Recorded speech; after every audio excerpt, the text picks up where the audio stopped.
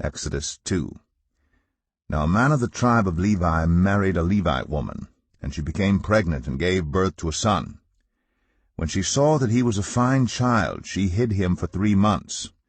But when she could hide him no longer, she got a papyrus basket for him and coated it with tar and pitch. Then she placed the child in it and put it among the reeds along the bank of the Nile.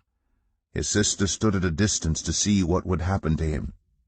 Then Pharaoh's daughter went down to the Nile to bathe, and her attendants were walking along the river bank.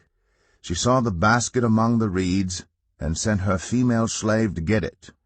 She opened it and saw the baby. He was crying, and she felt sorry for him. "This is one of the Hebrew babies," she said.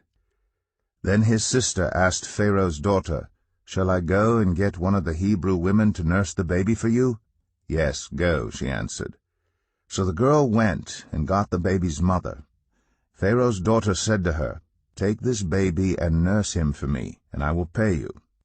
So the woman took the baby and nursed him. When the child grew older, she took him to Pharaoh's daughter, and he became her son.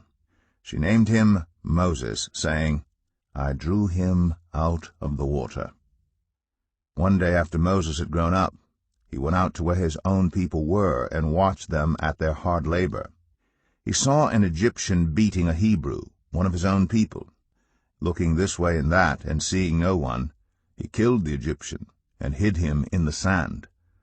The next day he went out and saw 2 Hebrews fighting. He asked the one in the wrong, "Why are you hitting your fellow Hebrew?" The man said, "Who made you ruler and judge over us? Are you thinking of killing me as you killed the Egyptian?" Then Moses was afraid and thought, "What I did must have become known." When Pharaoh heard of this, he tried to kill Moses, but Moses fled from Pharaoh and went to live in Midian, where he sat down by a well. Now a priest of Midian had 7 daughters, and they came to draw water, and filled the troughs to water their father's flock. Some shepherds came along and drove them away, but Moses got up and came to their rescue and watered their flock. When the girls returned to Reuel, their father, he asked them, "Why have you returned so early today?" They answered, "An Egyptian rescued us from the shepherds. He even drew water for us and watered the flock." "And where is he?" Reuel asked his daughters. "Why did you leave him? Invite him to have something to eat." Moses agreed to stay with the man, who gave his daughter Zipporah to Moses in marriage. Zipporah gave birth to a son, and Moses named him Gershom, saying, "I have become a foreigner in a foreign land." During that long period the king of Egypt died. The Israelites groaned in their slavery and cried out, and their cry for help because of their slavery went up to God. God heard their groaning, and he remembered his covenant with Abraham, with Isaac, and with Jacob.